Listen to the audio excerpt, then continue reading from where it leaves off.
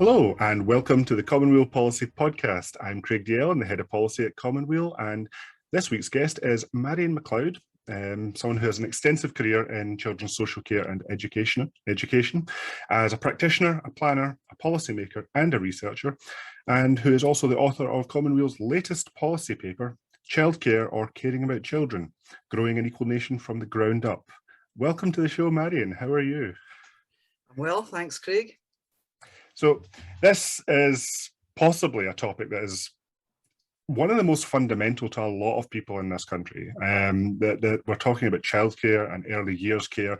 It's something that doesn't personally affect me at the moment. I don't have kids, but a lot of my colleagues, a lot of my peers, a lot of my family are deeply affected by these issues. And this is an issue that is, again, so important that we even have UN conventions on the rights of the child. We know that failing kids in the early years is something that causes, failures right through the rest of their lives as well. So it's something that we have to get right. And it's something that Scotland has been doing a lot of policies on, a lot of work on. It's certainly something that's high up the political agenda.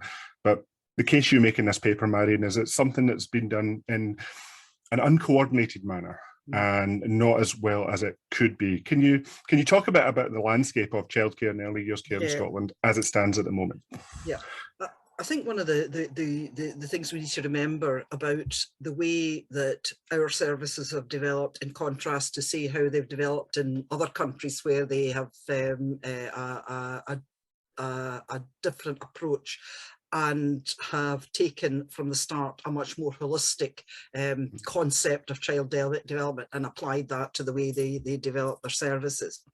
Basically, our services have grown up in a very piecemeal way. And I think it's only fairly recently that people have started to understand that they need to be much more fundamentally connected. And even as late as the 1990s, which is when the National Childcare Strategy was introduced, and that's when the point of that was that it brought in for the first time an entitlement for all 4-year-olds, and then that was extended to all 3-year-olds afterwards. Now, it's very clear that the critical point for children's the foundations for children's health and development is in the first 3 years of life. I think the research evidence for that is indisputable.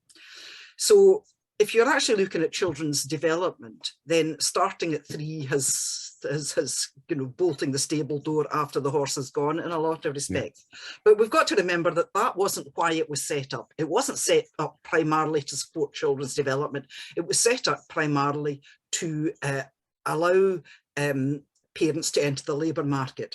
Now, the particular motivation at that time was there was quite a lot of political coverage about lone parents, teen mums, lone parents having babies so they could get houses, live on benefits, etc. And, politically, obviously, in the kind of early 1990s, that was, the prevailing ideology of the UK government then was very much against that. And the whole kind of concept of benefit scroungers and people living off the state and not paying their way.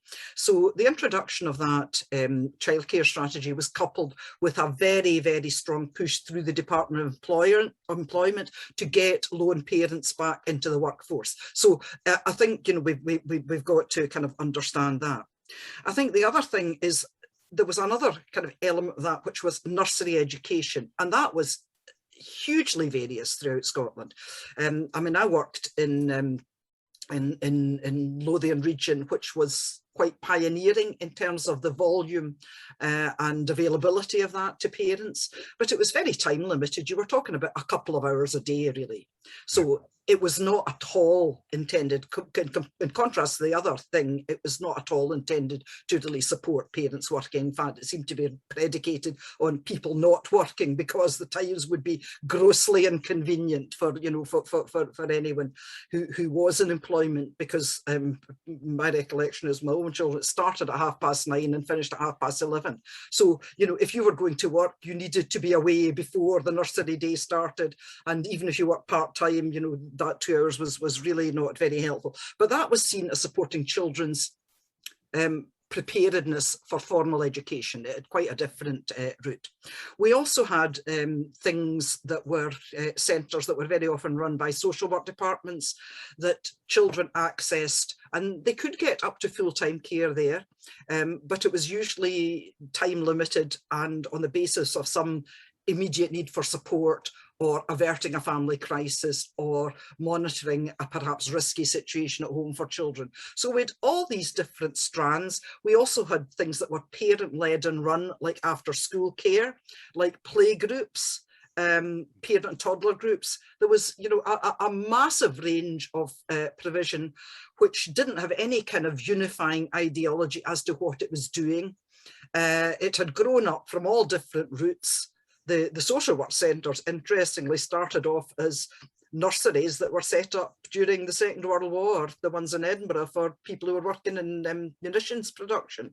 And, you know, they just kind of stayed on after that as kind of generally, vaguely kind of social care type childcare establishments. Now, I think there are a number of points. You mentioned the rights of the child.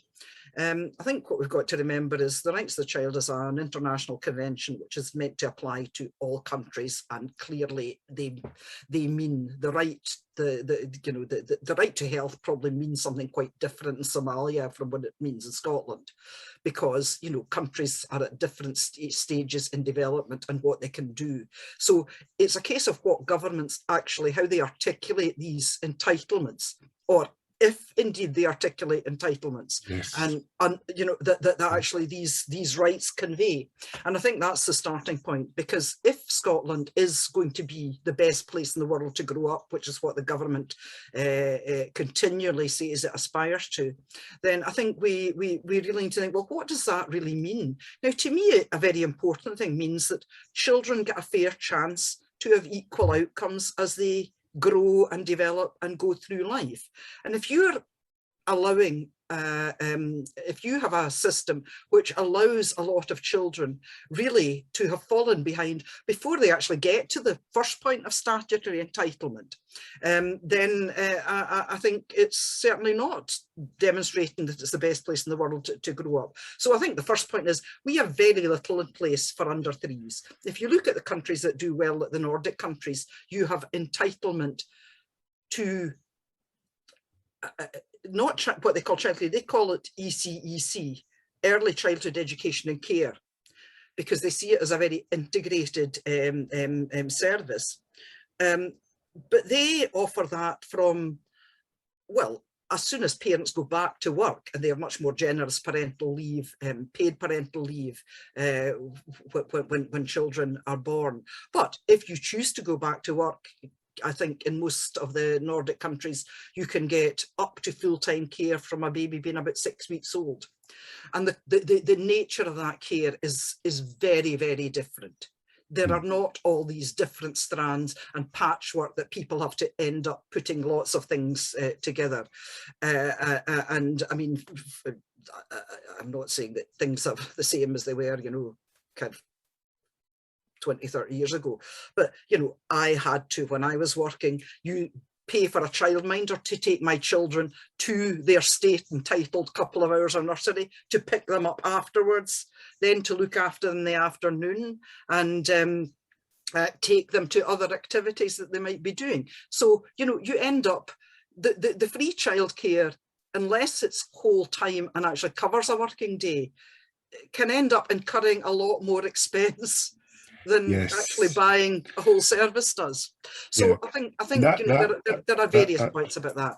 Yeah, and that actually allows us to segue into the programme for government that was announced just yesterday as we record this, where it obviously it's a programme for government. It covers a wide range of policies. I'll be doing my own analysis for this for Common Weal, but one of the policies that it put at its heart was what's known as wraparound care for children. This is, the school day is often a lot shorter than a working day.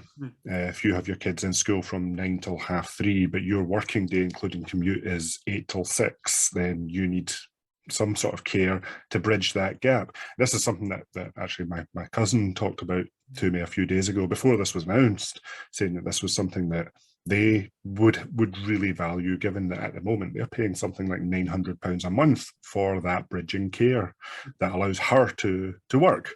Effectively, she's working to pay for the childcare that allows her to work. Yes, she's able to be in the labour market. Yes, she keeps that continuity of career going while she's doing this, but she's not getting any monetary reward from being taken away from her kids. Yeah. So, and this was and having this comprehensive free wraparound care was part of the programme for government. Would you like to talk about? Is this a good thing, or is this just another example of? I think it's another example of, you know, another kind of like bit round the edges, another addition to the patchwork. Now, I think it may be a very welcome addition to the patchwork for a lot of parents, I think it is the cost element here, I think, is an important one, because despite the fact that there are free entitlements that children have, well, 3 and 4 year olds and some 2-year-olds have in any case, it usually doesn't cover the working day. And then you've got school-age children where the school day doesn't cover the working day either. So usually from whatever age children are when parents return to the labour market, they are having to top up what's provided, or if they're under 3, usually pay the whole lot themselves, unless they get, you know, some level of tax relief on that. Now, I think, you know, all these streams of funding, I think, are very confusing and hard to navigate for parents. But I think, you know, there are a number of things. If you look at what's, you know, a fairer way of funding, then I think we need to look at making sure that certain groups of families are able to get similar kinds of opportunities. So there are some families that it is not worth their while to be in the labour market because the cost of having their children looked after is too much for what they might likely earn. And I think there are a number of points about that. One is that I think the free offer, whatever it is, it does not encourage employers to pay some of their lower paid staff at rates which actually will pay for good quality childcare. So effectively, the taxpayer is subsidising fairly low wage employers in some sense, in some cases. I think that there's no other European country that I'm aware of where provision is completely free to everyone. It is usually based on you know, an income-related sliding scale, which means that quite a lot of people pay nothing. But if you look at countries even much better off and more equal countries like Finland, there is a ceiling on how much people will pay, and it is a very it's the last time I was looking at figures, I think the top amount that people were paying in Finland was less than half what people were routinely paying here. So I think, you know, there are ways of making it fair for people in employment, and I think it's I don't think it's a kind of endorsement of any system if people, particularly women, are feeling that they have to pay almost their entire earnings to childcare provision as an investment in continuing their career. And it would be much fairer if that was income related in some way, which means that it would be free to some, but people earning, you know, and there are some of those who are earning 6-figure salaries, you know, would pay a subsidized amount, but would pay something towards it. So I think, you know, that there are ways of managing that are fairer and more equitable. I think there's also the content of what goes on in these establishments, and I mentioned the whole number of different strands that come together to create our kind of, you know, landscape of provision for young children. And I think we need to be clear that it's not about providing some kind of warehouse for children to be left while parents are at work. It's about providing the primary purpose of services for children should be about children's healthy learning and development. And whether that's wraparound out of school or not to threes, or the additional services for the three to fours and the free what's provided by the government, that should be purposeful and be staffed and have a curriculum that actually supports children's healthy learning and development. Now, it can do that while allowing people to enter the workplace. But basically, all the data we have in Scotland is that the more advantaged you are in terms of income and parental level of education, the better you are likely to do. It's not a kind of 100% correlation, but you are far more likely to do well at school and go to university if you're in the top economic quintile than the bottom economic quintile. So it's actually far more important for these children that all the other services they're interfacing with are of high quality and support their development. If you're getting lots of other things paid for by your family and lots of other interesting learning experiences, then probably, watching television for an hour after school will not do you a lot of harm. If you have no other stimulation, recreation, learning, things that support your cognitive development, your pro-social behaviour, your interaction with others, your confidence, your emotional well-being and mental health, then it is very important what goes on in these settings. So, while I think it's absolutely welcome that there's more things available that support families, I think we need to be, hopeful that it's grounded in the research and evidence about what works for children, not just what works for employers and incidentally, possibly for parents. Or politicians. Yeah, indeed.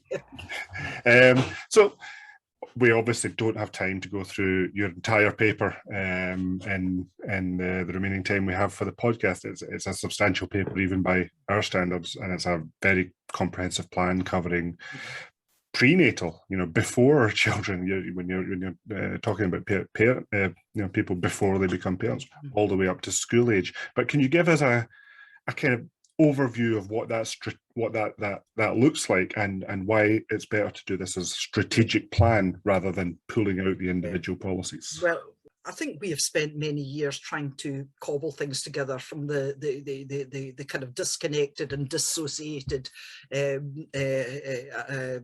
elements we had that perhaps came from a different ideological base or a different pedagogical model or a different aspiration or a different kind of idea about what they were actually there for. And I think at some point, if you decide what you want is a holistic integrated support service, the best way to get there is to design what one looks like and then start to introduce it. Everyone talks about the Nordic countries and the highly positive outcomes they achieve in children's learning and health and the more equitable societies that they have. But they did not get there. They haven't always been like that. Go back, 50, 60 years, they were also, in some cases, there was quite a lot of poverty. They were quite unequal societies. They decided that they were going to use the evidence of what worked and apply it to giving their children a good start and an equal chance. So the first thing they started with was, well, how do you prepare people for parenthood? And part of that was actually helping young people understand what the responsibilities of being a parent was actually like. And interestingly, I have two daughters who are adults now, but I don't recall them at secondary school getting even 5 minutes input about what parenting might be like in their social education, even though presumably it is likely quite a lot of the young people at school at that time were likely to become parents at some point in their lives. And I think if a baby is kind of planned and wanted and planned for, then there is much more motivation to do the right things with. But I think it's also knowing what the right things are. And not everyone does. And that's why I think you need a really good antenatal and immediately postnatal service. Now, we do have a good service in this country, one that's looked on, you know, and admired across the world. In fact, so much that Professor David Oles came over from America and looked at our health visiting service and thought that's great, wrote it up and patented it as a family nurse partnership and sold it back to us, which I thought was, you know, a very clever, you know, thing to do, because we actually pay him, you know, a lot of money in licensing fees to operate that program. And one of the complications is that many of our health visitors are carrying caseloads of over a couple of hundred families. And I found, you know, that a survey done a few years ago was some of them were many more than that. You were talking about, you know, like maybe up to 500 families. Now, realistically, the amount of time you can spend in supporting even those who need extra support within that is very limited. So I think if we had a well-resourced service in that respect, that would be a good start. That we make up to full-time, highly integrated day provision for children, staffed by well-qualified staff who understand how to engage with families, how to support families, and what you need to do to support children's early health and development, and to encourage positive engagement with learning. Now, we've got bits of all these things already. It's a case of putting them into some kind of, you know, holistic coherence. I mean, even in local government, local authorities run several different types of establishments that come under the general early years banner, and things like conditions of service and what you called staff, and that always seem to be set, you know, the capacity for integration. So I think we need to start, you know, with what will the service look like? How do we bring what we've got into it? How do you bring the funding that we've already got into it? And as I said, I think, you know, we are actually, notwithstanding what we're getting for nothing, the charges to parents are some of the highest in Europe.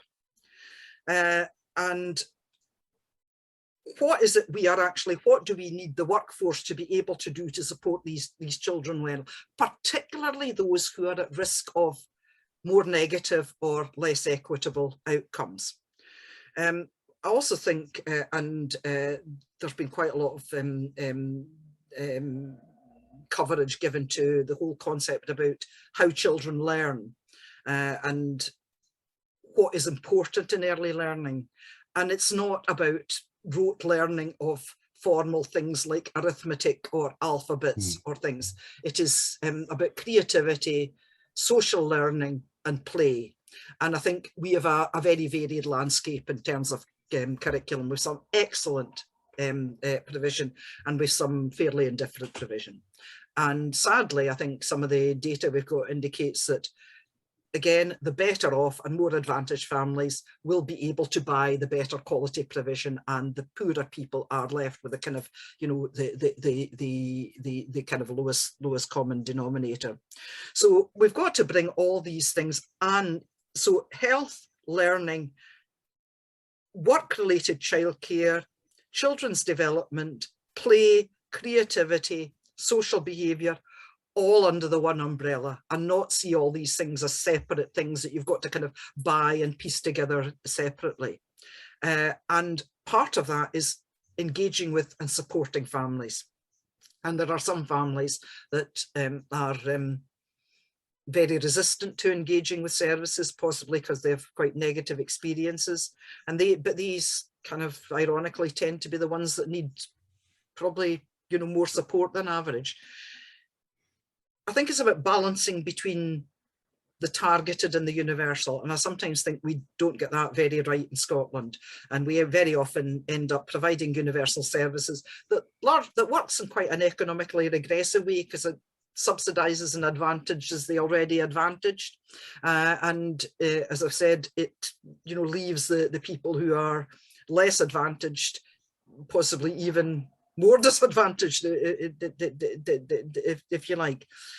If something is seen as a right and entitlement, as it is in, I mean, not just the Nordics, but quite a lot of other European countries, then there's no stigma about going to it. And the people who need extra support can be easily identified and supported within the context of universal services. If parents have good relationships with the people who run these services, they are far more likely to kind of respond to, you know, their advice and intervention. And I did a piece of work on a model which is quite prevalent in some of the Nordic countries called open kindergartens, where we're looking at developing a Scottish model of that, which is integrating family support. So what do you do with parents to encourage effective parenting practices, as well as just, it's not a case of you hand over the child at the beginning of the day and you collect them at the end. You know, you are positively engaged along with the staff in your child's learning and development journey. And I, for example, visited a nursery in Finland where twice a week they had open groups that were on for most of the morning, and any parent in the area could come with their child, toddler, and what generally seemed to be the case is once the paid parental leave ended, people tended to go back to work. Before then, they stayed at home, but they would come several times a week to this centre where they would have not just kind of, you know, a kind of talking group, but they would have experts in music, in movement, in art, who would come along and talk about, you know, how singing with your baby helps certain bits of brain development, how you kind of encourage movement and development. So, and that wasn't seen as you're being picked out for this because you have failed as a parent. It was seen as a right and entitlement, but people could be kind of, you know, constructively encouraged to join in things where staff were observing that a child needed a bit of extra support, say language development. And I think if you ask any P1 teacher in Scotland, they will tell you they're getting children who arrive with very poor language development. They are children, they've got children who arrive who are not toilet trained. They are children who arrive who have not seemed to been in settings where they understand how to relate socially to adults and other children. And that rarely happens in these countries because all these things are picked up and worked with at much earlier stage. So it's kind of hard to describe this in a few words, but I think, you know, instead of having lots of different types of provision, if we had centres in neighbourhoods, and this ties very much in with the National Care Service idea, yes. Centres in neighbourhoods which were early year centres, and some councils in Scotland have, you know, and some voluntary sector providers have developed some quite positive models of how you might do that, where all these things are available under the one roof, and it is not seen as, you know, oh, you're only going there because, you know, you're a child protection case, or your child has a, you know, you've been kind of picked out in some way, or, you know, you're going there because, you know, your mum was to go to work, but you're going to that place for some other reason. They're services where everything is provided. So, you know, health clinics, learning, parent support, play. If there are children who have additional needs, say, for example, refugee children who need language support, or the families indeed need language support, children who have, due to disability, additional needs, then the specialised help comes to them where they are, rather than have to be, you know, taking children one place or another. But I think, you know, when you talk about the National Care Service, I think this is an absolute kind of the epitome of how you bring things together into a framework of services that sit in communities all across Scotland. Yeah, this absolutely ties into the community hubs model that our mutual colleague in the Common Weal Care Reform Group, Colin Turbett, he has this paper on exactly that principle, this idea of the National Care Service being based in communities and providing multiple services in the same place. He was on the podcast a few weeks ago. I will link to his paper as well as your paper, Marion, in the description of this podcast. Marion, thank you for coming on to this show. This has been a fascinating chat, and I really encourage people to read your paper. There's far more in it than we could have covered in a half-hour podcast here. But as I say, this is something that is so important to a lot of people in Scotland. So I really encourage people to look at it, see what you think about it, and contact us and let us know if this is something that would benefit you. Marion, thank you again for coming on to the show. It's been wonderful. Well, thank you, Craig. And I think, you know, if there are parents and people out there who can see a vision there that they can relate to, and that there's something we could try and take forward, I think that would be greatly encouraging. Yeah. So I want to end the show, as I do every week, just by reminding folk that Common Weal as an organisation, we are entirely supported by our listeners and our readers who give us regular donations. We don't have government money, we don't have corporate sponsors, we don't even have adverts on our website. So if you can support Common Weal, the work that we do, the work that we help to put out there through folk like Marion, and help produce this podcast to get the word out, then please, if you can, if you're able to and you would like to, please help support the organisation as a regular donor.